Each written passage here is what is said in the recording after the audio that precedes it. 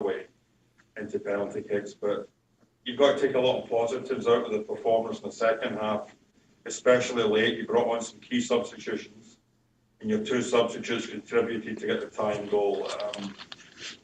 Just tell us your sort of thoughts on that second half performance. Yeah, I think that you are right. I totally agree. Once you arrive to the penalties, everything can happen in that moment. I think it was a clear game with first half time for York, second half time for us.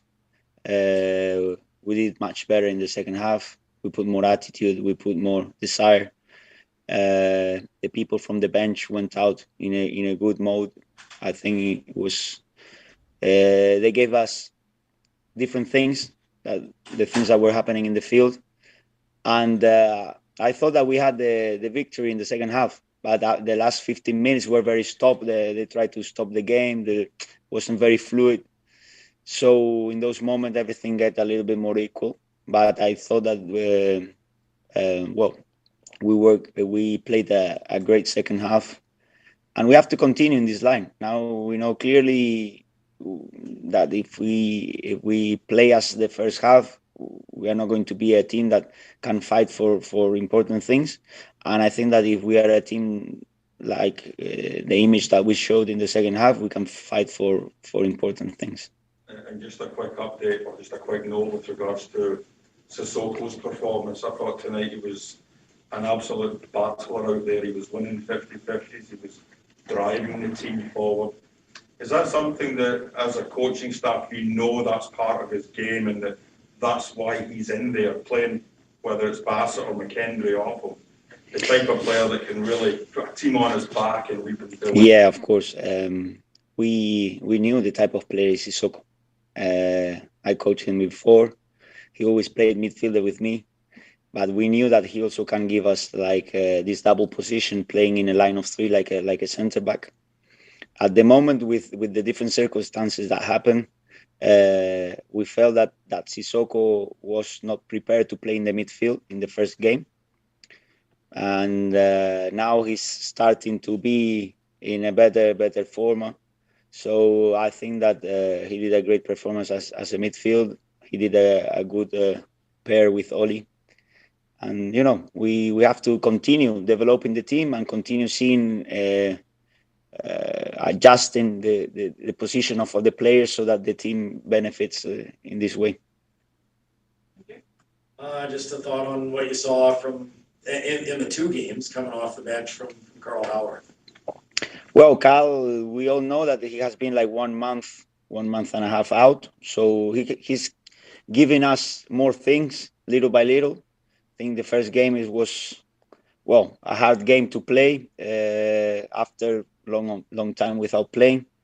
He didn't participate much, but still he gave things with personality, with leadership. He gave things to the team, and I think that today he gave both type of things: the personality and the leadership that he have it, and also the football. I think that he gave us a lot of solutions in the wing, deepness, crossings, quality in the decisions. So I think that we know the type of play that is Carl, and I felt that little by little he will be each time more important for the team. And you never like to lose, but with what you've seen the last two games, is this kind of, starting to see the performances you want just without the results in terms of what you saw against Pacific and here today? Football is so curious.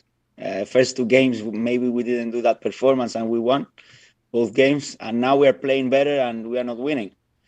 But we have to keep on going. Keep on going. I think that this is the line. I think that if we continue as last game and as second half of today, we should have more wins than defeats. 100%. I trust the process. I trust the work, daily work, and I think that the players are working well. And we have to have a little bit of luck in certain moments, but we have to go and continue. And I'm sure that the victories will come.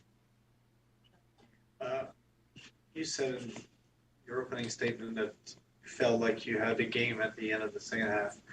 Is it only just the substitution you made with Shaw and Albert, or the whole squad tend to change this game in the second half?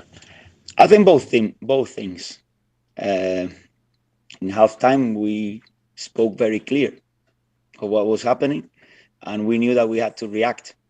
And the players that were in the 11, they react in a good way, and the players that came from the bench, they impact the game. So I feel that was a little bit of both things, and I felt that if we had played a little bit more in these last minutes, I think that we had the game for us. But the other team also plays, and they were competitive, and they slowed down the rhythm because they knew that in that moment we were better on the field. Are we good here in the room? We'll go to Zoom. No question. So we'll give one question to Frequency before we move on to Malcolm. Coach Carlo, as you said, on the second half, the team played better. What do you tell them in the halftime? And do you think your new formation 4-4-2 is helping out? Well, I cannot tell you what I told them. Sorry. I think that we should keep this inside the dressing room. But you can imagine in that type of games, you can imagine what the coach says to. It was more like an emotional speech more than tactical. And about the system, well, as I say, depending on the game, we are going to adapt the system one way or the other game, because we feel that with one system we occupy better the spaces, and with other system we occupy it better in the other way. So we will be fluent in systems, but we will try to be the same in identity. Thank you very much. Thank you, Coach. Thank you. Finish? Yes, with us. We're done for you. Thank you very much. Thank you.